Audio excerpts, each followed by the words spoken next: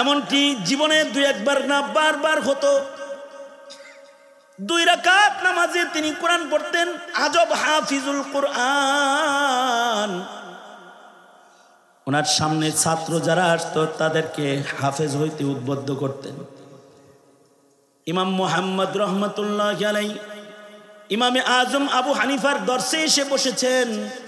ইমাম আজম বলে, মুহাম্মদ কোরআন শরীফ কি মুখস্থ আসেনি? আগে হাফেজ হয়ে ক্লাসে বসো তো। স্যার আমার কথা বুঝতে না, যাও চলে যাও। নিজের দর্শ থেকে ইমাম মুহাম্মদকে ইমামে আজম আবু হানিফা উঠায় দিয়েছেন। আশ্চর্য, ইমাম মুহাম্মদ রহমতুল্লাহ আলাইহির যাকাওয়াত উস্তাদের কাছ থেকে উঠে চলে গেছেন। মাত্র 7 দিন পরে আবার এসে নোমান বিন সাবিতের সামনে ইমাম মুহাম্মদ ছাত্র হয়ে আবার বসে গেছেন। ইমামে আজম ইমাম মুহাম্মদকে বলে, মুহাম্মদ বলছি না হাফেজ না হয়ে ক্লাসে বসবো না, আবার আইসো কি লাগিন? ইমামে মুহাম্মদ বলে, উস্তাদজি আপনার শর্ত পুরা করেই বসেছি, শুধু হাফেজ হইছি তা না, এ 7 দিনের ভেতরে আবার মারে 1 খতম বিনা লোকমায় শোনায়া তারপরে মার কাছে পরীক্ষা দিয়া পাশ করে তারপরে এসে বসছি। তার মানে 7 দিনের মাথায় একটা মানুষের কলবের ভেতরে 30 পারা কোরআন অঙ্কিত হয়েছে। ইমাম মুহাম্মদ জমানার জবরদস্ত একজন আলেম ছিলেন, জবরদস্ত মুজতাহিদ ছিলেন। ওনার লেখা সিয়ারে সগীর সিয়ারে কবির পড়ার পরে উম্মতের জমিনের আলেমরা বলেছে, কোরআনের পরে আল্লাহ তাআলা যদি নতুন কোনো কিতাব নাজিল করতেন তাহলে আল্লাহ তাআলা ইমাম মুহাম্মদ ইবনে হাসান আশ-শাইবানির ভাষায় আসমানের কিতাব নাজিল করতেন। কারণ আল্লাহ তাআলা তাকে আলাদা ইলমি যোগ্যতা আলাদা করে দান করেছেন, যে তার জবান কিতাব নাজিল করার উপযুক্ত জবান। আমাদের নবীজিও তাওহীদ নিয়ে এসেছেন। सबक वहदत का दुनिया को दिया हजरत मोहम्मद ने, सबक वहदत का दुनिया को दिया हजरत मोहम्मद ने, बड़ा एहसान दुनिया पर किया हजरत मोहम्मद ने, सबक वहदत का दुनिया को दिया हजरत मोहम्मद ने, बड़ा एहसान दुनिया पर क्या हजरत मोहम्मद ने। सारा दुनिया के वहदानियतेर सबक मुहम्मदुर रसूलुल्लाह सल्लल्लाहु अलैहि वसल्लम दिएছেন। আর বহুত্ববাদকে মানুষের দিল থেকে তিনি সরাইছেন। सबक वहदत का दुनिया को दिया हजरत मोहम्मद ने, दुई को दूर हर दिल से किया हजरत मोहम्मद ने, दुई को दूर हर दिल से किया हजरत मोहम्मद ने, बड़ा एहसान दुनिया पर किया हजरत मोहम्मद ने, शरीके दर्द मजलूमा अनी से हाल महरूमा, दिल का आलम का हाथों में किया हजरत मोहम्मद ने। আমাদের নবী আলাইহিস সালাতু ওয়াস সালাম অন্যান্য নবীরা যেমন একাত্মবাদের এলান করেছেন, আমাদের নবীজিও একাত্মবাদ শিখাইছেন। কারণ একাত্মবাদওয়ালা মুমিন, একাত্মবাদে বিশ্বাসী মুমিনের অনেক দাম। আল্লাহ তাআলা একাত্মবাদে বিশ্বাসী মুমিনদেরকে আল্লাহর বন্ধু বানাইবেন, জান্নাতে জায়গা দান করবেন। এই নবীরা একাত্মবাদ নিয়ে এসেছেন। পাশাপাশি নবীদেরকে আল্লাহ তাআলা ইলমে দ্বীন দান করেছেন। সব নবীরাই ইলম নিয়ে আগমন করেছেন। যত নবী এসেছেন সকল নবীকেই আল্লাহ তাআলা ইলমি দ্বীন দান করেছেন। ইলমি দ্বীন কি? ইলমি দ্বীন হইল ওই নূর, যেই নূরের দ্বারায় যেই রবের সাথে মারেফত হইছে, যেই রবের সাথে পরিচয় হইছে, যে রবের বিশ্বাস দিলে আসছে মুমিন হিসেবে, একাত্মবাদ তাওহীদের যে শিক্ষাটা পাইছে, যে রবের বিশ্বাস হৃদয়ে জাগা নিছে, এই রব পর্যন্ত পৌঁছার নূর হইল ইলমি দ্বীন। ইলমের মাধ্যমে যে আল্লাহর সন্ধান পাইছে, এই আল্লাহ পর্যন্ত পৌঁছতে পারবে। সব নবীদেরকে আল্লাহ তাআলা ইলম দান করেছেন। আমাদের নবীজিকেও আল্লাহ তাআলা ইলম দান করেছেন। আমাদের নবী যেহেতু শেষ নবী এবং শ্রেষ্ঠ নবী, আমাদের নবী আলাইহিস সালাতু ওয়াস সালামকে আল্লাহ তাআলা শ্রেষ্ঠ ইলম দান করছেন। ইলমের ভেতরে শ্রেষ্ঠ ইলম আল্লাহ তাআলা আমাদের নবীজিকে দান করেছেন। শ্রেষ্ঠ নবী, তাই শ্রেষ্ঠ ইলম শ্রেষ্ঠ নবীকে দান করা হয়েছে।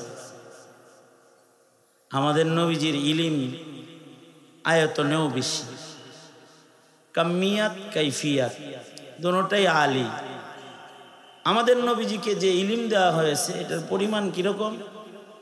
সকল নবীর সব ইলম একদিকে রাখলেও আমাদের নবীজির একার ইলমের সমান হবে না। আমাদের নবীজি বলেন, জানো আমারে আল্লাহ কত ইলম দান করেছে? ওয়ালা রাসূলুল্লাহি সাল্লাল্লাহু আলাইহি ওয়াসাল্লাম, ক্বালা রাসূলুল্লাহি সাল্লাল্লাহু আলাইহি ওয়াসাল্লাম, উতিতু ইলমাল আউয়ালিন ওয়াল আখিরিন। আল্লাহর নবী বলেন যে আমাকে আল্লাহ ইলম দিয়েছে, এটা হলো কেমন জানো? আউয়ালিন আখিরিনের সব ইলম আল্লাহ তাআলা আমাকে দান করেছে।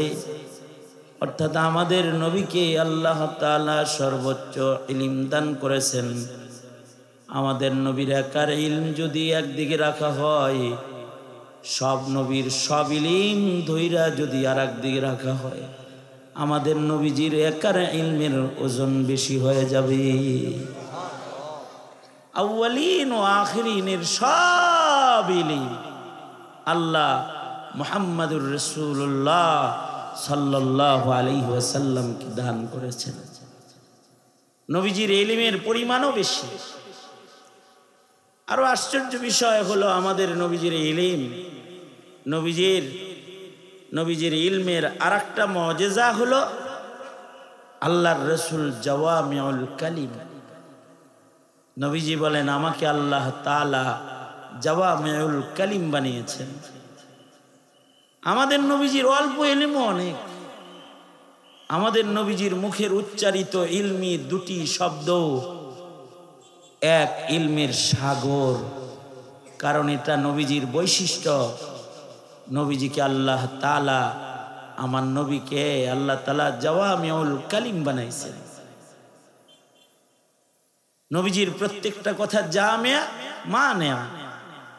নবীজি বলতেন অল্প, কিন্তু এর ভেতরে এক সাগর নসিহত লুকায়া থাকত। নবীজির মুখের কথা বেশি লাগতো না। আমরা ঘন্টার পর ঘন্টা ওয়াজ করার পরেও কথা হয় অনেক অল্প, কিন্তু আল্লাহর রাসূল একটি শব্দ উচ্চারণ করার পরে সেখানে ইলমের এক সাগর প্রবাহিত হইত। এ কারণেই আল্লাহর রাসূল সাল্লাল্লাহু আলাইহি ওয়াসাল্লামের কাছ থেকে সাহাবীরা বেশি শুনতেও চাইতো না। এক সাহাবী তো এসে বলেই ফেলল, আউসিনি ইয়া রাসূলুল্লাহ ওয়ালা তুকসির আলাইয়া। ওগো আল্লাহর নবী, আপনি আমাকে ওসিয়ত করুন, ওয়ালা তুকসির আলাইয়া, বেশি করেন না, আমাকে অল্প করে নসিহত করুন। কারণ সাহাবী জানে আমার নবীর অল্প কথার ভেতরে অনেক হেদায়েত আছে। সাহাবী বলে ওয়ালা তুকসির আলাইয়া, ওগো আল্লাহর নবী বেশি বলার দরকার নাই, আমাকে অল্প করে বলেন। আজব মুহাম্মাদুর রাসূলুল্লাহ সাল্লাল্লাহু আলাইহি ওয়াসাল্লাম যেমন নবীজির কাছে নসিহত অল্প শুনতে চেয়েছে, তেমন আল্লাহর রাসূল সাল্লাল্লাহু আলাইহি ওয়াসাল্লাম নসিহত অল্প করেই করেছেন, অল্প করে করলেন। সাহাবীও শুনতে চাইছে অল্প, নবীজি বললেন অল্প।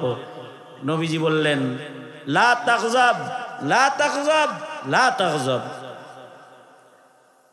সাহাবী তৃপ্ত হয়ে বিদায় নিয়ে চলে গেল। আজব সরওয়ারে দু আলম নবীর নসিহা লা তাগজাব। ছোট্ট একটা শব্দের ভেতরে এক সাগর ইলম লুকায় রয়েছে। মুহাদ্দিসরা বলে আল্লাহর নবী লা তাগজাব বলেছেন, তার মানে সাহাবী কি এমন একটা নসিহা আল্লাহর নবী দান করেছেন, এই নসিহার উপরে যদি এ সাহাবী আমল করে, তাহলে আল্লাহর রাসূলের মুখের উচ্চারিত একটা শব্দ তার জিন্দেগীর অর্ধেক গুনাহ থেকে বাঁচার জন্য যথেষ্ট। জিন্দেগীর আধা, জিন্দেগীর অর্ধেক গুনাহ, সারা জিন্দেগীর অর্ধেক গুনাহ থেকে নবীজির এই এক শব্দ দিয়ে বেঁচে যাবে সে। কারণ নবীজি জাওয়ামিউল কালিম, আল্লাহর রাসূল বলে কম, কিন্তু এর ভেতরে ইলম লুকায়া থাকে এক সাগর। এটা আল্লাহর রাসূলের ইলমি মুজিজা। কারণ হলো মানুষ মানব জীবনে যত গুনাহ করে, সকল গুনাহ মানুষ দুই কারণে করে। সকল গুনাহের উৎস খুঁজলে গুনার উৎস বের হবে মাত্র দুইটা। একটা গুনাহের উৎস হলো মানুষের শাহওয়াত। মানুষ স্বাদের কারণে, শাহওয়াতের কারণে গুনাহ করে।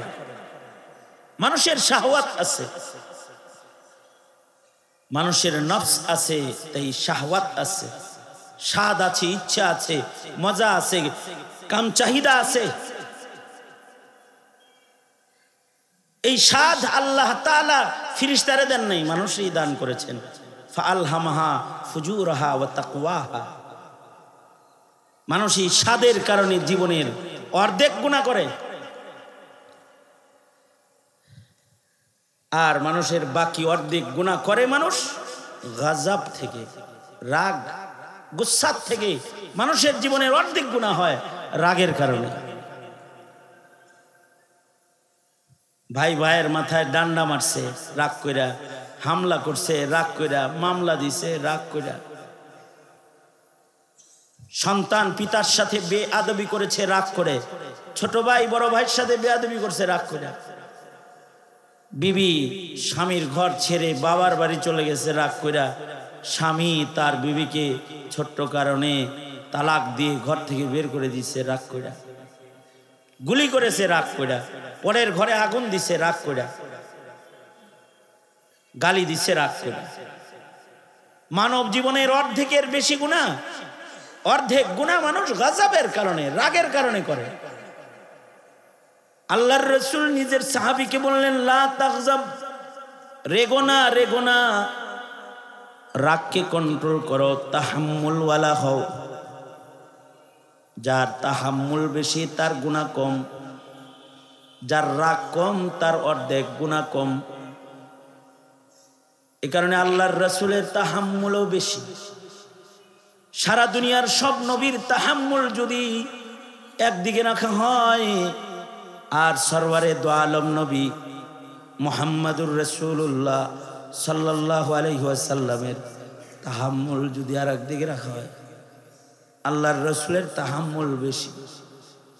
নবীজিকে চতুর্দিকে পাথর মাইরা রক্তাক্ত করেও তাহাম্মুল সবর ভাঙ্গা যায় না।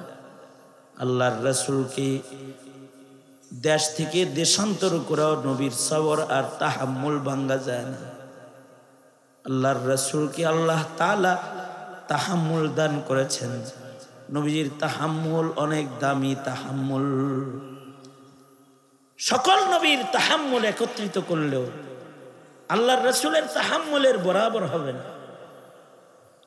এ কারণে আমাদের আকাবির বুজুর্গদেরও তাহাম্মুল বেশি।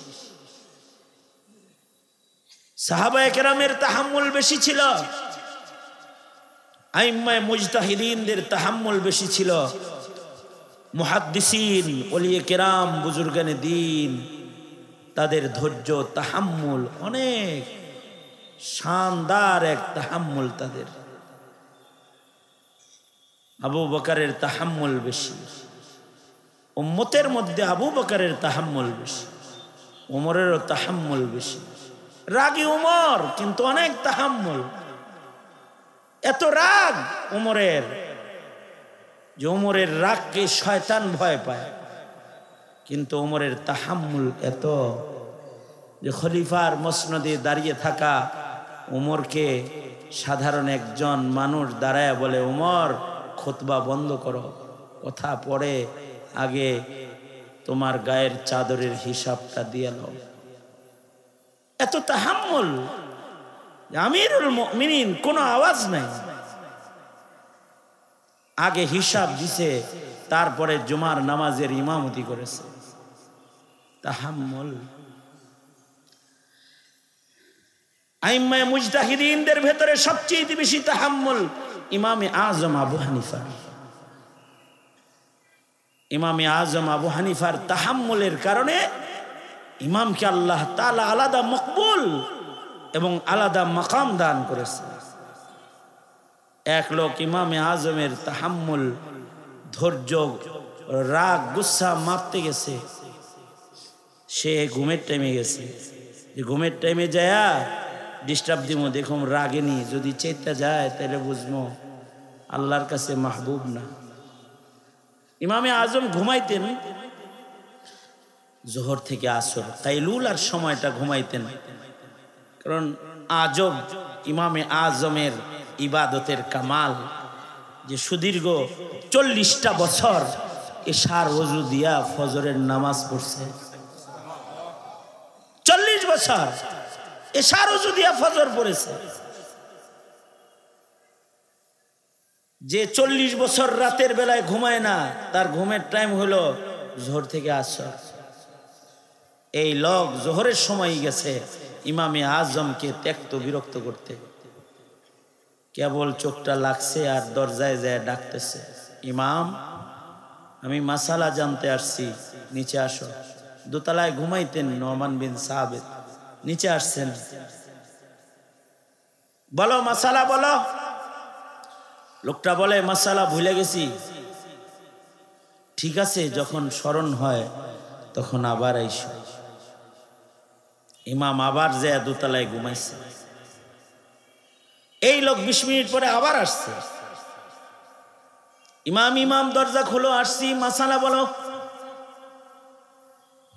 ইমামে আজম জলদি জলদি করে দরজা খুলে নিচে নেমেছেন, একটু তাড়াহুড়া করে। লোকটা বলে, এইভাবে মানুষ মানুষের দিকে আসে নাকি? তোমার দিকে সব কথা ভুলে গেছে।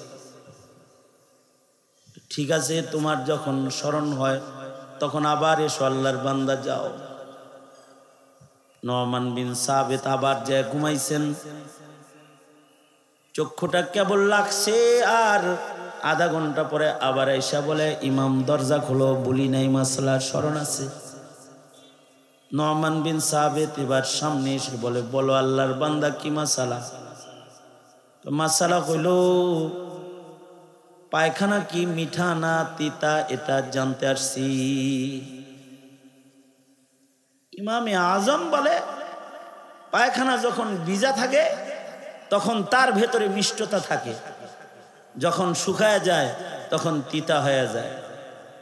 এই লোক ইমামে আজমকে চেতানোর জন্য বলে, ইমাম জিব্বাই দিয়ে খায়া টেস্ট করছিল নাকি কখনো? ইমামে আজম ধৈর্যের চরম পরাকাষ্ঠা, সবর আর তাহাম্মুলের শ্রেষ্ঠ দৃষ্টান্ত। ইমাম বলে, আরে আল্লাহর বান্দা, আল্লাহ আকল দিছে, সবকিছু জিব্বা দিয়ে টেস্ট করা লাগে না। দেখো না, পায়খানা যখন ভিজা থাকে তখন তারপরে মাছি বসে, মাছির স্বভাব, মাছি মিষ্টি জিনিসের পরে বসে। আর যখন শুকায়া যায় তখন আর মাছি আয়টায় না, তার মানে তিতা হইছে। তিতা জিনিসের কাছে দাঁড়ায় মাছি আসে না। দেখো না, নিম পাতা রেখা দিলে মাছি আয়। তাহলে শুকাইছে যখন তিতা হয়ে গেছে, ভিজা যখন ছিল তখন মিঠা ছিল। লোকটা ইমামে আজমকে জড়ায়া ধইরা বলে, আজব তোমার তাহাম্মুল শক্তি, তুমি ছাড়া এ জমিনে ইমামে আজমের শান আর কাউকে মানায় না।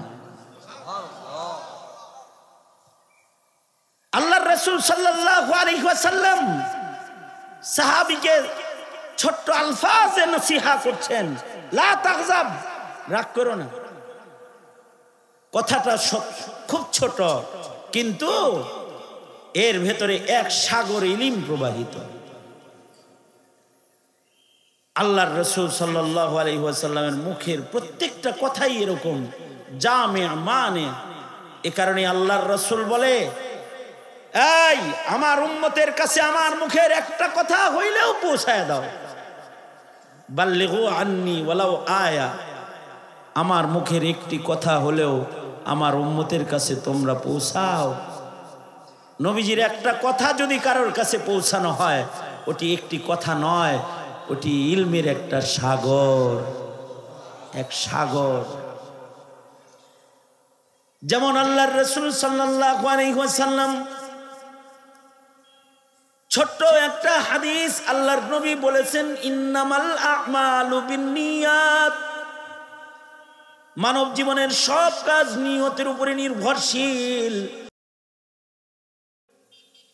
ছোট্ট একটা কথা, কিন্তু এর ভেতরে ইলমের সাগর আছে। নবীজির এই একটা কথা যদি দুনিয়ার সব মানুষ কিয়ামত পর্যন্ত সকল ইনস জিন আমল করে, নবীজির এই এক হাদিস আমল করলে জান্নাতে যাওয়া সহজ হয়ে যাবে। রুব্বা আমালিন সগীরিন তুআজ্জিমুহুন নিয়াহ, রুব্বা আমালিন কাবীরিন তুসাগগিরুহুন নিয়াহ। মানুষের জিন্দেগির নিয়তের মূল্য এত, নিয়তের কারণে বড় আমল ছোট হয়ে যায়। আবার নিয়ত যদি ভালো হয় তাহলে ছোট্ট আমল মিজানের পালায় অনেক বেশি ওজনদার হয়ে যায়। হাকিমুল উম্মত মুজাদ্দিদুল মিল্লাত শাহ আশরাফ আলী থানভী রহমাতুল্লাহি আলাইহি নবীজির এই কথার আজব বিশ্লেষণ করে বলে, জানো, নিয়ত শুধু ছোট নেকির কাজ রে বড় নেকির কাজ বানায় না। নিয়তের কারণে কখনো কখনো গুনার কাজ ইবাদতের কাজে পরিণত হয়ে যায়।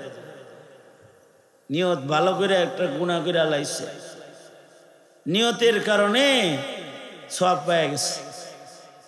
যেমন মুজতাহিদ ইজতিহাদ করছে নিয়ত ভালো করে, কিন্তু খাতা করছে, সওয়াব পেয়ে গেছে। নিয়ত ভালো করে মিথ্যা কথা কইছে, দুই ভাইকে মিলানোর জন্য মিথ্যা কথা বলছে। মিথ্যা তো আকবারুল কাবায়ের, মিথ্যা আকবারুল কাবায়ের। বড় কবিরা গুনার লিস্টের বড় একটি কবিরা গুনাহ হলো মিথ্যাচার, যা উম্মুল মাআসি। মিথ্যার পেট থেকে বহু পাপের জন্ম হয়। এটা অন্য গুনার মা, মিথ্যা কথা। কিন্তু এই মিথ্যাও নেক নিয়তে কইছে আর কি। মসজিদের উত্তর পাশে নামাজ পড়ে আব্দুর রহমান, আর দক্ষিণ পাশে নামাজ পড়ে আব্দুর রহিম। দুইটা একটা আর একটারে দেখতে পারে না, একটা আর একটার চোখের কাটা। ইমাম সাহেব দুইজনের কাছে দুইটা মিথ্যা কথা বলছে। একজনের কাছে যায় কয়, হেরে তো আপনি দেখতে পারেন না, তাই না? মানে করে দেখলে শরীর জ্বলে আমার, দেখেন না? ও উত্তরে থাকলে আমি দক্ষিণে থাকি। কিন্তু সে কিন্তু আপনার খুব ভক্ত। আপনি তো দেখেন না, কিন্তু সে কিন্তু আপনার ভক্ত। সে কয় কি মানুষের কাছে জানেন যে এই মসজিদে কেউ তাকবীর ওলার নামাজ পড়ার মুসল্লি থাকলে আমার ভাই, খালাতো ভাই আব্দুর রহিমই আছে, ওর লগে আমার ঝগড়া তাই কি? হ্যাঁ, আমার গুণ বলে সে। আসলে গুণটা ইমাম সাহেব নিজেই বানায় কইছে। ইমাম সাহেব তো সব মুসল্লির গুণ জানে, দোষ জানে। আব্দুর রহমানের লগে দেখা হয়েছে, কয় কি ব্যাপার আব্দুর রহিম যে আপনার লগে পিটিস পিটিস করলো, কি কইলো? কেন আপনার তো হের লগে ঝগড়া না? হ্যাঁ ঝগড়া, মানে কি বদনাম করছে কন্ত দেখি, কি কইছে আমার ব্যাপারে? না, আপনার ব্যাপারে কোনো কথা তো বলে নাই, তবে আপনার একটা গুণ বলছে, মসজিদে একমাত্র মুসল্লি আপনি, সবার আগে মসজিদে ঢুকেন আর সবার পরে মসজিদ থেকে বাইর হন, আল্লাহর সাথে আপনার প্রেমটা ভালো, এটা বলছে। আসলে কয় নাই। ইমাম সাহেবই তাদের এই গুণগুলো দেখে একজনার গুণ আরেকজনার হাওয়ালায় আরেকজনার কাছে বর্ণনা করেছে। দেখতে তো অসত্য, কিন্তু এই দুই কথার কারণে দক্ষিণ আর উত্তরের মুসল্লি ইমামের পিছনে দুইজন একসাথে দাঁড়ান শুরু করছে। দুইজনের ভেতরে মুসাফা মুআনাকা শুরু হয়েছে। আদাওয়াত দোস্তির দ্বারায় পরিবর্তন হয়ে গেছে। শব্দ তো ছিল মিথ্যাচার, কিন্তু নিয়ত ভালো হওয়ার কারণে মিছা কথায় নেকি জমা হয়ে গেছে। কারণ দুইজনের গ্যাঞ্জাম মিটায় দিলে মহান আল্লাহ অনেক খুশি হয়, আর যদি দুইজনের ভেতরে গ্যাঞ্জাম লাগায় তাহলে মহান আল্লাহ অনেক নারাজ হয়। এ কারণে চগলখোর জান্নাতে যাবে না। দুইজনের ভেতরে মোহাব্বত আল্লাহ তাআলা দেখে খুশি হয়, আর দুইজনের ভেতরে দূরত্ব দেখলে মহান আল্লাহ নারাজ হয়। এ কারণেই এক ভাই যদি আর এক ভাইয়ের সাথে 3 দিন বিনা কারণে কোনো কথা না কয়, 3 দিনের পরেও যদি জিনিসটা জারি রয়, তো তার নেক আমলগুলা আকাশে যাওয়া বন্ধ হয়ে যায়, মহান আল্লাহ নারাজ হয়ে যায়। আর যদি দুইজনের ভেতরে মোহাব্বত পয়দা হয়, যদি কেউ কারোর ভেতরে মোহাব্বত পয়দা করে, তো মহান আল্লাহ খুশি হয়ে যায়। এ কারণে আল্লাহর রাসূল দুইজনের ভেতরে ঝগড়া দেখলে এটা মিটানোর জন্য পেরেশান হয়ে যাইতেন। একবার নবীজির কাছে, বুখারীতে রওয়ায়াত আছে, একবার নবীজির কাছে খবর পৌঁছলো কুবায় দুইজনে ঝগড়া লাগছে। আল্লাহর রাসূল এই দুই গোত্রের ঝগড়া মিটানোর জন্য, দুইজনের ঝগড়া মিটানোর জন্য আল্লাহর নবী মসজিদ থেকে বের হয়ে গেলেন। যাওয়ার সময় আল্লাহর রাসূল বেলালকে ডেকে বলে গেলেন, বেলাল, আমি কাজ্জা থামাইবার লেগে যাইতাছি, ঝগড়া বিবাদ থামামো, বিচার সালিশ করবো, দেরি হইতে পারে। যদি দেরি হয় আর যদি জোহরের ওয়াক্ত হয়ে যায়, তুমি আজান দিয়ে দিও, আর আমি আসতে না পারলে আবু বকরকে বলল, আবু বকর যেন নামাজটা পড়ায় দেয়। আল্লাহর নবী এটা বইলা চলে গেলেন। সত্যই আল্লাহর রাসূল ঝগড়া মিটাইতে যায় লম্বা সময় লেগে গেছে। এদিক দিয়া জোহরের আজানের রক্ত হয়ে গেছে, হযরত বেলাল আজান দিয়ে দিছে। বেলাল আজান হেঁকেছে, মুসল্লিরা নামাজে আইছে, কিন্তু মসজিদে আল্লাহর রাসূল নেই। সাহাবীরা তো নবীরে না পাইলে অস্থির হয়ে যেত, নবীজির সামান্য সময় না দেখলে পেরেশান হয়ে যেত।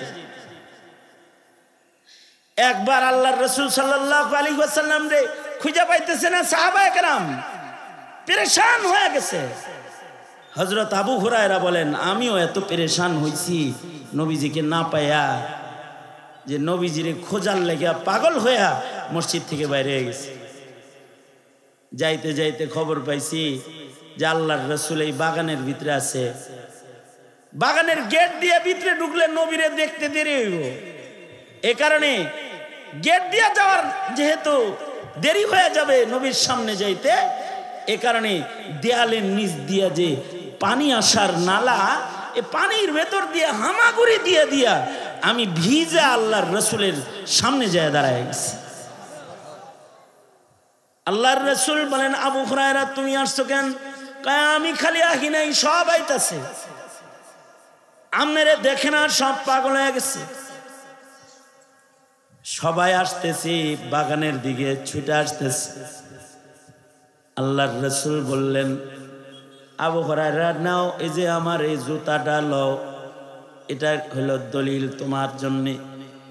এই জুতাটা লইয়া সামনে যাও, যারা আসতেছে তাদেরকে সবাইকে খবর দিয়ে দাও, মান ক্বালা লা ইলাহা ইল্লাল্লাহ দাখালাল জান্নাহ, যে বলবে লা ইলাহা ইল্লাল্লাহ সে আল্লাহর জান্নাতে যাবে। কথাটা আমার পক্ষ থেকে তুমি সবার কাছে পৌঁছায় দাও।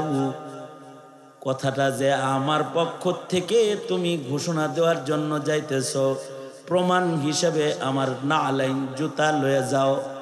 হযরত আবু হুরায়রা নবীর নির্দেশে জুতা লয়া দৌড়ায়া যাইতেছে, আর যাইতে হযরত ওমরের সাথে দেখা হয়ে গেছে। সবার আগে দেখা হয়েছে হযরত ওমরের লাগে। কই যাও? নবী বলছে দেখেন না জুতা আল্লাহর রাসূলের। নবী বলছেন যারা বলবে লা ইলাহা ইল্লাল্লাহ তাওহীদের এত দাম সব জান্নাতে যাইব। হযরত ওমর বলে পিছে যা, পিছে যা বলতেছি, পিছে যা, ওইদিকে যেতে রইলে পিছনে যা। না না নবী বলছে বলতে আমনে থামান। হযরত ওমর ধাক্কা দিছে, তাও যায় না। এরপরেও আল্লাহর রাসূল জুতা দিছে দেখেন না, এটা কইতে কইছে তো আল্লাহর রাসূল। হযরত ওমর বুকের ভিতরে একটা ঘুষি মারছে, যা পিছনে যা। হযরত আবু হুরায়রা কাঁদতে কাঁদতে আল্লাহর রাসূলের কাছে গেছে, যায় বলে সরকার গো আপনার ওমরে আমারে ঘুষি মারছে, আপনার কথাটা বলতে যাইতেছি, হ্যাঁ আমারে মারলো, কি করলো? এর ভেতরে হযরত ওমর খাড়া। হযরত ওমরকে আল্লাহর নবী বলে ওমর মারছো নাকি? কয় ইচ্ছা মতো দিছি একটা। কি লেগা মারছ? এই যে আপনি যা কইছেন এটা বলতে যাইতেছে। আমি তো বলতে যাইতেছি, তো মারছো কি লেগা? কয় বলছেন সব ঠিক আছে, কিন্তু কথা সত্য, কিন্তু এখন মদিনায় এই কথাটা বলা যাইব না। যদি কথাটা বলি তাহলে বন্যামি বেড়ে যাইব। যারা কালমা পড়ছে এরা নামাজ ছেড়ে দিবে, যারা কালেমাওয়ালা তারা মনে করবে যে জান্নাতে যেতে নামাজ রোজা লাগে না, তারা সব নামাজ ছেড়ে দিয়া বয়ে থাকবো। দুর্বল ইমানদার যারা আছে তারা। সুতরাং মদিনায় সব পাক্কা পাক্কা ইমানদার না, কিছু তো দুর্বল ইমানদারও আছে। এই কথাটা এখন বলার দরকার নাই। হযরত ওমর এই কথা বললে আল্লাহর রাসূল বলে হ্যাঁ ঠিকই বলছে, ওমর ঠিকই বলছে। একটু আগে আল্লাহর রাসূল বললো যে যা বলে দে, এখন কয় ওমর ঠিকই বলছে। মুহাদ্দিসরা বলে আল্লাহর রাসূল যখন হযরত আবু হুরায়রাকে যেতে বলেছে তখন আল্লাহর রাসূল রহমতে ঢাকা অবস্থায় আল্লাহ পাকের এত কাছে ছিল যে আল্লাহর দয়াগুলা দেখতেছিল। আল্লাহ তাআলা যেন কোনো কালেমাওয়ালাকে দোজখেই ফেলবে না, এমন রহমত দেখতেছিল। আর এবার হযরত ওমর আসছে, পরে একটু হায়েল হয়েছে না। আর এছাড়াও ওমর তো মুহাদ্দিস, ওমরের হৃদয়েও আল্লাহর কথা আল্লাহ ঢালে। হাবিব রে দিয়া বলায়, ওমর রে দিয়া ঠেলায়, ধাক্কায়, ফিরায়। কারণ ওমরের হৃদয়েও আল্লাহর কথা আল্লাহ তাআলা ঢেলে দেন ওমর মেজাজে ওহী। এ কারণেই আল্লাহর রাসূল বলেছেন লাউ কানা বাদি নবিয়্যুন লাকানা ওমর, আমার পরে কেউ নবী হইলে ওমরকে আল্লাহ নবী বানাইতো। আল্লাহু আকবার কবীরা।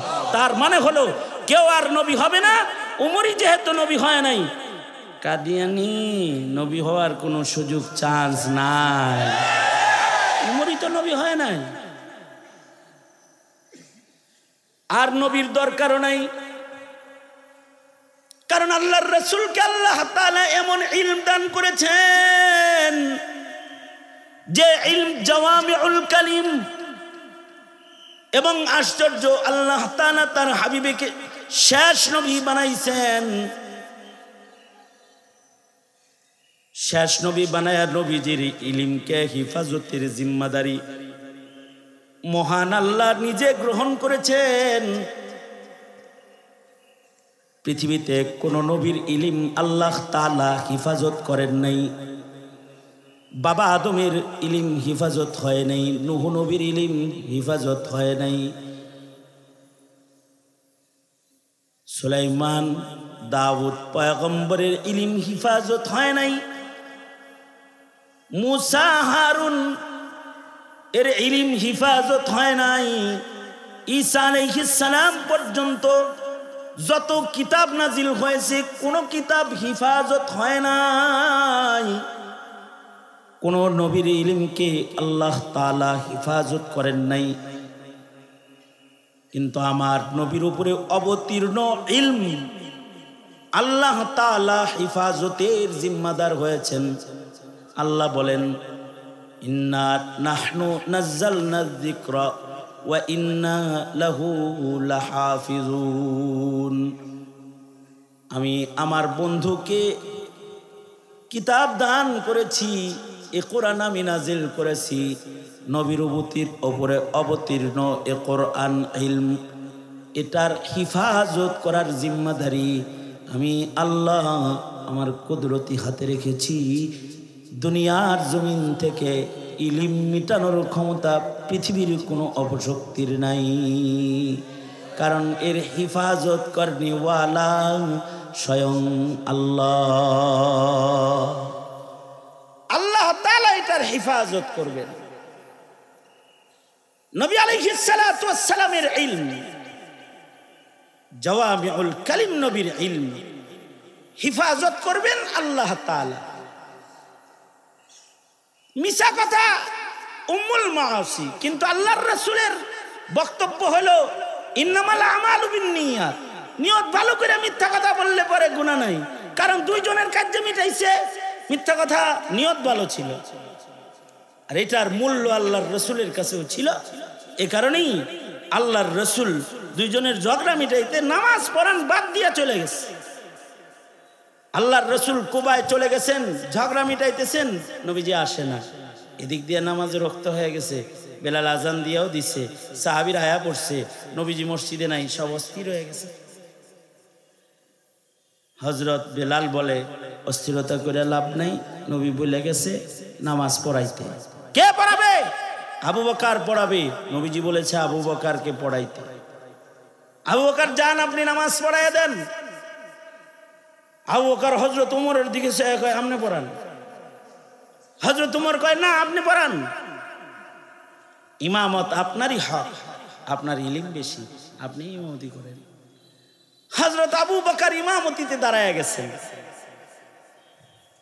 নামাজও চলতেছে, এমন সময় আল্লাহর রাসূল ফেরত আসছেন।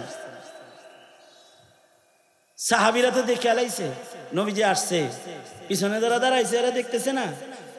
ইসলামের প্রথম যুগে নামাজের ভিতরে কথাবার্তাও ছিল। এক সাহাবীর আয়া জিগাইতো, কয় রাকাত হইছে রে? 3 রাকাত। ঠিক আছে, আল্লাহু আকবার। কথাবার্তা ছিল আগে। এক সময় কথা বলা নিষেধ হয়ে গেছে। যখন নিষেধ হয়ে গেছে, এবার একজন আসছে তো দিছে একটা ধমক সাহাবী। নামাজের ভিতরে কথা কস? আল্লাহর রাসূল ঘুরে কয়, ঝগড়া করলা কেন? দেন না কথা কয়। তার মানে নামাজে এখন আর কথাবার্তা নাই, এক সময় কথা হয়েছে। নবীজি আসছে তো সাহাবীরা পিছন থেকে লুকমা দিতেছে, হাতে তালি মারে, এই আবু বকর পিছে বড় হুজুর আয়া পড়ছে, হাতে তালি মারতেছে। হযরত সিদ্দিক আকবর তিলাওয়াতের ভিতরে এমন গভীর ভাবে ঢুকে রইছেন যে তালি মালি এটি হুনে টুনে না, উনি নামাজ পড়াইতে আছে। গভীর মনোযোগে আল্লাহর কোরআন পড়তেছে সিদ্দিক আকবর। সিদ্দিক আকবর তো ফজরের কিরাত যখন পড়ত, খলিফাতুল মুসলিমিন যখন ছিলেন তখন ইমামতি করতেন, ফজরের নামাজ পড়াইতেন। ফজরের নামাজে এত লম্বা তিলাওয়াত করতেন, সাহাবীরা মনে মনে পেছন থেকে ভাবত যে লোকমা লাগাই, আওয়াজ দেই, কারণ যদি সূর্য উঠে যায় এত লম্বা কেরাত ধরে মানুষ। আবার সাহাবী নিজেই বলে, না, তবে আমাদের ইতমিনান ছিল নবীর মুসল্লায় বসে দাঁড়িয়ে আবু বকর আমাদের নামাজ নষ্ট করবে না। কানা আবু বকর আলামুনা, আবু বকর আমাদের ভেতরে সবচেয়ে বেশি জ্ঞানী, সবচেয়ে বড় আলেম। সে মুসল্লায় দাঁড়া থাকা অবস্থায় আমাদের নামাজ নষ্ট হইতে পারে না, আমরা আবার আওয়াজ দিতাম না। আবু বকর লম্বা করে কোরআন পড়তেন। হযরত সিদ্দিক আকবর তো মগ্ন তিলাওয়াতে, গভীর মনোযোগে তিলাওয়াত করতেছে। সাহাবীরা দেখে যে তো হুনে না রে, অনেকে মিলা জিলা বাইরে বাইরে শুরু করছে। এবার আবু বকরের তাল হইছে যে নবীজি তো আয়া পড়ছে রে। হযরত আবু বকর পিছনের দিকে আসতেছেন, আল্লাহর রাসূল আবু বকরকে বললেন, আবু বকর আপনি পড়ায়া দেন। হযরত আবু বকর শুকরিয়া আদায় করে ইশারা করে বললেন, নবীজি শুকরিয়া, আপনি আমাকে পড়াইতে বলেছেন। ইশারায় বলে ফেললেন, আপনি থাকতে কোরআন নাজিল যার উপরে হয়েছে সে তাকে পিছনে রেখে কোরআন পড়ার যোগ্যতা আবু বকরের নাই, আমি পিছনে আসলাম, আপনি পড়াইয়া দেন। আল্লাহর নবীজির সামনে দাঁড়ায় গেছেন, নবীজি নামাজ শেষ করছেন। নামাজ শেষ করে আল্লাহর রাসূল বলেন, এই সাহাবীরা এরম এরম করছো কেন? লোকমা দিছি। যদি লোকমা দিতে হয় তাহলে তাকবীর বলবা, বিতাসবিহ তাকবীর বলবা, আল্লাহু আকবার বলতা, সুবহানাল্লাহ কইতা, আলহামদুলিল্লাহ কইতা, তাকবীর দিতা। কিন্তু এরম এরম তালি তুলি মারতেছো কেন? তালি মারবে মহিলারা, কারণ মহিলাদের সাউত গলার আওয়াজও পর্দা। তারা যদি ইমামকে লুকমা দেয় তাহলে তারা আওয়াজ দিবে, কিন্তু তোমরা লুকমা দিবা, তাকবীর মারবা। বহরহাল আল্লাহর রাসূল সাল্লাল্লাহু আলাইহি ওয়াসাল্লাম দুইজনের ভেজাল মিটানোর জন্য পেরেশান হয়ে যাইতেন। এ কারণে দুইজনের ভেজাল মিটাইতে মিছা কথাও বলা যায়। আর আজব জমানা, এখন ভেজাল মিটাইবো আগে পিছে এমন পোস্ট দেয় যে দুই দলের কাজ্জা লাগায়, দুই দলের ঝগড়া লাগায়। ভেজাল মিটাইবো তো পরে ভেজাল আরো লাগায়। তাদের জন্য আল্লাহর রাসূল সাল্লাল্লাহু আলাইহি ওয়াসাল্লামের আজব আরেকটা জাওয়ামিউল কালিম নবীর হাদিস। আল্লাহর রাসূল বলেন,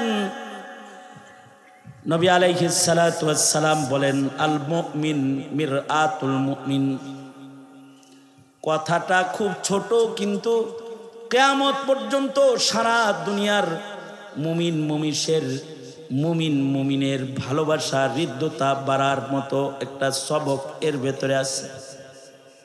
ছোট্ট একটা কথা, আল মুমিন মিরআতুল মুমিন, আবু দাউদের রিওয়ায়াত। রাসূল মুমিনকে মিরআতের সাথে, আয়নার সাথে তুলনা করেছেন। এক মুমিন আর এক মুমিনের জন্য আয়না স্বরূপ। আজব, ওয়াহ, কামাল কর দিয়া মুহাম্মদুর রাসূলুল্লাহ সাল্লাল্লাহু আলাইহি ওয়াসাল্লাম। মুমিনকে মুমিনের আয়না বানায়া দিল। তার মানে হলো মুমিনের দোষ দেখলে হাউকাউ করবে না, মুমিনের দোষ দেখলে চিল্লাপাল্লা করবে না। মুমিনের সামনে আয়না হয়ে দাঁড়িয়ে যাবে। আয়না যেমন আওয়াজ ছাড়া সামনে দাঁড়িয়ে ভাইয়ের ত্রুটি সংশোধন করে দেয়, এই তোর চোখের কোনায় ছোট্ট কেতর আছে, মুছে ফেল। আয়না যেমন আওয়াজবিহীন ময়লা দেখায় দেয়, তিলকে তাল বানায় না, তালকে তিল বানায় না। যতটুকুন দাগ আছে ততটুকুনি দেখায়, বড় করে দেখায় না। একজনার দোষ আয়না আরেকজনের কাছে কয় না। মুমিনও তুমি একজনের দোষ আরেকজনের কাছে কইবে না। জাওয়ামিউল কালিম নবীর হিদায়াত, মিরআতুল মুমিন। তুমি তোমার ভাইয়ের দোষ বলবা, নিরিবিলি বলো, আদবের সাথে বলো, আস্তে করে বলো, চুপি চুপি বলো, আরেকজন যেন না শোনে এমন ভাবে বলো, বলে দাও, যাতে করে সে হিদায়াত হয়ে যায়। একবার বলে হয় না তো বারবার বলো, 1000 বার বলো। আয়না তোমাকে 1000 বার বলে, তুমি তোমার ভাইকে 1000 বার বলবা, রাগ করবা না, ইসলাহ করবা, আয়না হয়ে যাও তুমি। আর তুমি মুসলে হইছো ফেসবুকের ভিতরে ঢুকে, মুসলে আজম কারোর দৌড় দেখেছে, এটা রাত 12টার সময় পোস্ট লেখে, সুন্দর সুন্দর তরজমাতুল বাব কায়েম করে পোস্ট লেখে, জাতির কাছে অন্যের দোষ সরবরাহ করেছ, প্রচার করেছ। ময়দানে মাহশারে আল্লাহর আদালতে দাঁড়ানোর জন্য রেডি থাকো। সেদিন তোমার দোষ আল্লাহ তাআলা খুলবেন, সেদিন তোমার আমলনামার পাতাকে আল্লাহ তাআলা একটা একটা করে উল্টাবেন।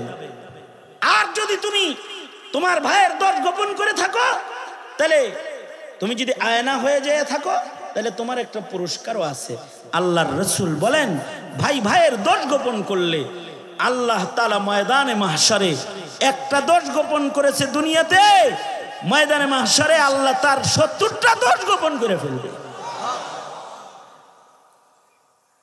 ছোট্ট একটা কথা, নবীজি আরেকটা ছোট্ট কথা বলেছেন। উদাহরণ, আল্লাহর রাসূল বললেন যে কুল্লু মুস্কিরিন হারাম। ১৫০০ বছর আগে আল্লাহর রাসূল বলেছেন কুল্লু মুস্কিরিন হারাম। নবীজির এই বক্তব্য, এই কথার দ্বারায়, কুল্লু মুস্কিরিন হারামে শব্দের দ্বারায় ১৫০০ বছর আগে যেমন মদ হারাম হয়েছে অথবা অন্যান্য নেশাদ্রব্যর হুরমতের দলিল হয়েছে, নবীর এই কথা ১৫০০ বছর পরে এসে এই যুগে ইয়াবা বাবাও নবীজির এই কথা দিয়েই হারাম হইতেছে। সামনের দিনে যদি বাবা না খালা মামা নামের কোনো নেশাও আসে তো নতুন কোনো ইলিম লাগবে না। কুল্লু মুস্কিরিন হারাম এতটুকুন দিয়েই কিয়ামত পর্যন্ত যত নেশাদ্রব্যের আগমন হবে সব হারাম হয়ে যাবে, নতুন ইলিমের দরকার পড়বে না। আল্লাহর রাসূলকে আল্লাহ তাআলা এমন জাওয়ামিউল কালিম বানিয়েছেন। এটা হলো নবীজির ইলমের আরেকটা সাইড। আর আল্লাহর রাসূলের ইলমের হিফাজত আল্লাহ করবেন, এটা নবীর আলাদা মুজিজা। কারণ নবীজি শেষ নবী, নবী বলেন আনা খাতামুন নবিয়্যিন লা নাবিয়্যা বাদি, আমি শেষ নবী, আমার পরে আর নবী নাই। কিয়ামত পর্যন্ত নতুন কোন নবীর আগমন ঘটবে না। তবে কিয়ামত পর্যন্ত নবীর উম্মতের মধ্যে নবীর ইলমকে মহান আল্লাহ হিফাজত করবে, এটা নবীর মুজিজা।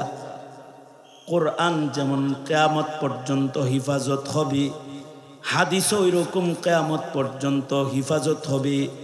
কোরআন হাদিসের আমানত হিফাজতের জিম্মাদার স্বয়ং আল্লাহ।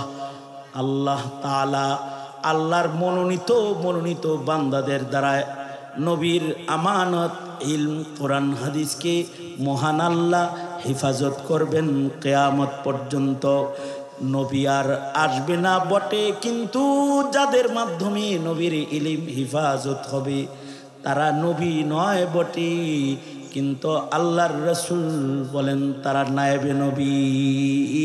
ইন্নামাল উলামা ওয়ারাসাতুল আম্বিয়া। নবী আর আসবে না, কিন্তু নায়েবে নবী আলেম আসবে। আলেমরা নায়েবে নবী, তাদের দ্বারা ইলম হিফাজত হবে। মনে রাখতে হবে, সাধারণ পাবলিকের কাছে সুস্পষ্ট দুই একটা কথা, তার ভেতরে একটা কথা হলো মনে চাইলেই মোল্লা হওয়া যায় না। মৌলবী আল্লাহ বানায়, আলেম নিজের ইচ্ছায় হওয়া যায় না। আল্লাহ যাকে আলেম বানায় সে আলেম হয়, নিজের ইচ্ছায় হাফেজ হওয়া যায় না। আল্লাহ যার কলব মনোনীত করে তার সিনায় কোরআন ঢুকে। 7 বছর 8 বছর লেখাপড়া করার পরে 5 পারা মুখস্থ করতে পারে না, আল্লাহ দেয় না, তাই হয় না। 5 পারা পড়েও সেটা ভুল্লা যায়। কিন্তু আল্লাহ যারে দেয় তাকে 5 বছর লাগে না, মাত্র 49 দিনে নোয়াখালীর ছেলে গোটা 30 পারা কোরআন মুখস্থ করেছে। তার হৃদয়ে কোরআনকে নিজের হাতে কলম দিয়া লিখেছেন একজন। বুঝে থাকলে মুজাহিদের আওয়াজে আওয়াজ করে বলুন তিনি কে? আল্লাহ লিখেছেন। দুনিয়ার ইলম নিজের ইচ্ছায় অর্জন করা যায়, কিন্তু নবীর ইলম কোরআন সুন্নাহ এটা কে পাবে এর চয়ন, এর নির্ধারণ, নির্বাচনকারী একজন। আওয়াজ করে বলুন তিনি কে? আরো জোরে আওয়াজ করে বলেন তিনি কে? আল্লাহ। আল্লাহ যাকে ইলম দেয় সে ইলম পায়। এ কারণেই আল্লাহ যার নাম হাফেজের খাতায় লেখে সে হাফেজ হয়, আল্লাহ যার নাম মুহাদ্দিসের খাতায় লেখে সে মুহাদ্দিস হয়, আল্লাহ যার নাম ফকিহের খাতায় লেখে সে ফকিহ হয়। আল্লাহ যার নাম লেখে না সে মাদ্রাসার বারান্দা দিয়ে ঘুরে কিন্তু ইলিম পায় না। এটা আল্লাহর দান, আল্লাহ দিলে সে পেয়ে যায়। ইলিম তো আল্লাহ পাকের নূর, আল্লাহ যাকে দেন সে পায়। এ কারণে কলবের ভিতরে ইলিম ঢুকে যায়, কলবের ভিতরে ইলিম আল্লাহ লেখা ফেলায়, কোরআন কলবে লেখা ফেলায়, কাগজ লাগে না। কলম লাগে না, ছাপাখানা লাগে না, খোদার হাতে, খোদার বান্দার কলমের ভেতরে আল্লাহ নিজের কুদরতি কলমে লিখে রেখে আল্লাহ তাআলা হিফাজত করে। অল্প সময়েও হিফাজত হয়। ইমামে আজম আবু হানিফা রহমাতুল্লাহ আলাইহি আজব ইমাম ছিলেন, আজব হাফেজ কোরআন ছিলেন। কিরকম আজব হাফেজ কোরআন ছিলেন ইমামে আজম আবু হানিফা রহমাতুল্লাহ আলাইহি? ইমামে আজম আবু হানিফা রহমাতুল্লাহ আলাইহি এইরকম হাফেজ কোরআন ছিলেন যে তিনি 2 রাকাত নামাজে গোটা কোরআন মজিদ 2 রাকাত নামাজে এক রাতে খতম করে ফেলতেন। সুবহানাল্লাহি ওয়া বিহামদি। 2 রাকাত নামাজে এরকম হাফেজ সাহেব। ইমাম সাহেব মসজিদে এশার পরে কখনো কখনো নামাজে দাঁড়িয়ে যেতেন। মুয়াজ্জিন বুঝা লাইতো সূরা বাকারা থেকে শুরু করছে, আজকে পুরা রাত কোরআন তেলাওয়াত হবে। মুয়াজ্জিন আস্তে করে মসজিদের দরজা চাপায়া দিয়ে চলে যেত। ফজরের আজান দিতে মুয়াজ্জিন মসজিদে এসে দেখতো এশার পরে নু'মানকে যেমন দাঁড়ানো দেখা গেছে তেমনই আল্লাহর আদালতে দাঁড়ায় রয়েছে। কিন্তু আশ্চর্য হালাত, এশার পরে সূরাতুল বাকারার তেলাওয়াত শোনা গেছে, আর এখন আম্মা পাড়ার ছোট ছোট তেলাওয়াত হইতেছে। তার মানে নু'মান আজ রাতে 2 রাকাতে 1 খতম কোরআন পড়ে ফেলেছে, 1 খতম পড়েছে। এমনকি জীবনে 2-1 বার না বারবার হতো। 2 রাকাত নামাজে তিনি কোরআন পড়তেন। আজব হাফিজুল কোরআন। ওনার সামনে ছাত্র যারা আসতো তাদেরকে হাফেজ হইতে উদ্বুদ্ধ করতেন। ইমাম মুহাম্মদ রহমাতুল্লাহি আলাইহি ইমামে আজম আবু হানিফার দরসে এসে বসেছেন। ইমাম আজম বলে, মুহাম্মদ কোরআন শরীফ কি মুখস্থ আসেনি? আগে হাফেজ হয়ে ক্লাসে বসে তো স্যার আমার কথা বুঝতে না, যাও চলে যাও। নিজের দর্শ থেকে ইমাম মুহাম্মদকে ইমামে আজম আবু হানিফা উঠায় দিয়েছেন। আশ্চর্য, ইমাম মুহাম্মদ রহমাতুল্লাহ আলাইহির যাকাওয়াত উস্তাদের কাছ থেকে উঠে চলে গেছেন। মাত্র 7 দিন পরে আবার এসে নু'মান বিন সাবিতের সামনে ইমাম মুহাম্মদ ছাত্র হয়ে আবার বসে গেছেন। ইমামে আজম ইমাম মুহাম্মদ কি বলে, মুহাম্মদ বলছি না হাফেজ না হয়ে ক্লাসে বসবো না, আবার আইসো কিল্লা কিন? ইমামে মুহাম্মদ বলে, উস্তাদজি আপনার শর্ত পুরা করেই বসেছি, শুধু হাফেজ হইছি তা না, এই 7 দিনের ভেতরে আবার মারে 1 খতম বিনা লোকমায় শোনায়া তারপরে মার কাছে পরীক্ষা দিয়ে পাশ করে তারপরে এসে বসছি। তার মানে 7 দিনের মাথায় একটা মানুষের কলবের ভেতরে 30 পারা কোরআন অঙ্কিত হয়েছে। ইমাম মুহাম্মদ জমানার জবরদস্ত একজন আলেম ছিলেন, জবরদস্ত মুজতাহিদ ছিলেন। ওনার লেখা সিয়ারে সগীর সিয়ারে কবির পড়ার পরে উম্মতের জমিনের আলেমরা বলেছে, কোরআনের পরে আল্লাহ তাআলা যদি নতুন কোনো কিতাব নাজিল করতেন তাহলে আল্লাহ তাআলা ইমাম মুহাম্মদ ইবনে হাসান আশ-শাইবানির ভাষায় আসমানের কিতাব নাজিল করতেন। কারণ আল্লাহ তাআলা তাকে আলাদা ইলমি যোগ্যতা আলাদা করে দান করেছেন, যে তার জবান কিতাব নাজিল করার উপযুক্ত জবান। ইলমি কামাল এরকম ছিল। এই কারণেই আমাদের আকাবিরদের কেউ কেউ নবীজির টোটাল হাদিস মুখস্থ করে ফেলছে। শামসুদ্দিন জাহাবি, হাফিজ ইবনুল হাজার আসকালানি, ওনার ব্যাপারে আনোয়ার শাহ কাশ্মীরি বলতেন হাফিজুদ দুনিয়া, দুনিয়ায় যত ইলিম আছে সব ইলিম ইবনুল হাজারের মুখস্থ আছে। একজনের সিনার ভিতরে সব ইলিম ব্যক্তির অর্জন নয়, এটা আল্লাহর দান। আল্লাহ যাকে দেয় তার সিনাকে ইলম দিয়া আল্লাহ তাআলা সুসজ্জিত করে দেয়। এই কারণেই আলেমের এত দাম। আলেমের সিনার ভিতরে ইলম আছে বিদায় আলেমের দাম। পাবলিক আর আলেম এক সমান নয়। পাবলিকের কাছে ইলম নাই, আলেমের কাছে ইলম আছে। আলেমের কাছে ইলম আছে তাই তারা নায়েবে নবী। আলেমের কাছে ইলম আছে বিধায়ী আলেম কবরের আযাব দেখতে পায়, হাসরের বিচার দেখতে পায়, জান্নাত দেখতে পায়, জাহান্নাম দেখতে পায়, আল্লাহর জালাল দেখতে পায়। তার কাছে ইলম আছে বিধায় সে হালাল আর হারাম দেখতে পায়। এ কারণেই আলেমদের মর্যাদা আলাদা। আলেমরা বেইজ্জতি হওয়ার কোনো পাত্র না। আলেমদেরকে অ্যাভয়েড করা যায় না, আলেমদেরকে ইত্তিবা করতে হয়। আলেমরা ইলমের সম্মানে তারা আল্লাহর কাছে দামি। তাদের সিনাকে আল্লাহ ইলমের জন্য সংরক্ষিত করেছেন, নির্বাচন করেছেন বিধায় এই আলেমের এত সম্মান আছে যে তার ঘুমের দাম সাধারণের ইবাদতের চেয়ে বেশি। কবরে তার সম্মান এই পরিমাণ আছে যে কোনো আলেম যখন কবরে যায় আল্লাহ তাআলা কবরের মাটিকে ডেকে বলতে থাকে, এই মাটি, নায়েবে নবী গেছে কিন্তু দেহ খাইস না। নবীদের শান হলো নবীদের দেহ মাটি খায় না। আমাদের নবী আলাইহিস সালাতু ওয়াস সালাম হায়াতুন নবী, তিনি জমিনের উপরে যেমন ছিলেন জমিনের নিচে তেমনই আছেন। মাটির যোগ্যতা নাই নবীর দেহ খাবে। সকল নবীরা কবরে জিন্দা, কবরে তারা নামাজ পড়ে। নায়েবে নবীও যে আল্লাহর কাছে কবুল নায়েবে নবী, তার দেহে মাটি আসর করে না। যে আল্লাহর কাছে মনোনীত স্বীকৃত নায়েবে নবী হয়ে যায়, তার ব্যাপারে এলান হয়, এই মাটি, আমার এই বান্দার সিনাকে আমি আমার ইলমের জন্য মনোনীত করেছি, তার দেহকে খাস না, তার দেহকে হজম করিস না। নায়েবে নবীকে ময়দানে মাহশারে আল্লাহ তাআলা বলবে, তোমাকে ইলম দিছিলাম এই কারণে তোমাকে মাফ করে দিলাম, ইযহাবু কাদ গাফারতু লাকুম, তোমাকে মাফ করে দিলাম, তোমাকে ইলম দিয়েছিলাম। তাই এজন্য সাধারণ মানুষ আর নবী পাবে না, পৃথিবীর মাটিতে আর নবী আসবে না, কিন্তু নায়েবে নবী আসবে।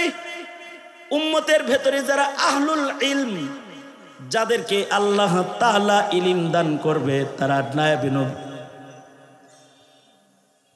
সাধারণ মানুষের জন্য জরুরি আলেমদেরকে জিজ্ঞাসা করে চলাফেরা করা। যদি তুমি কিছু না জানো তাহলে মৌলবীর কাছে জিজ্ঞাসা চলো, আল্লাহর নির্দেশ, ফাসআলু আহলা যিকরি ইন কুনতুম লা তা'লামুনা বিল বায়িনাতি ওয়াজ জুবুর। তুমি রবের ঠিকানা জানো না, অকুলির রহমান ফাসআল বিহি খবীরা। তুমি জানো না তো আলেম ঠিকানা জানে, আলেমকে জিজ্ঞাসা করে করে চলো।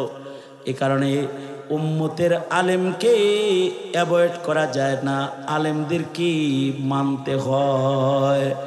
আলেমদেরকে বেইজ্জত করা যায় না, আলেমদেরকে ইজ্জত করতে হয়। কারণ আলেমের ইজ্জত দিয়েছেন কে? জোরে আওয়াজ করে বলে। আলেমের ইজ্জত দাতা আল্লাহ। আরেকটা আজব কামাল হইলো, আরেকটা, এই যে শেষ কথা এটা আমার, আরেকটা আজব কামাল হইলো, নবীজির ইলম ও নবুয়তের যেমন নবীজিকে আল্লাহ তাআলা রব দান করেছেন, রব ছিল। নবীজির রব কত দূর পর্যন্ত যাইত?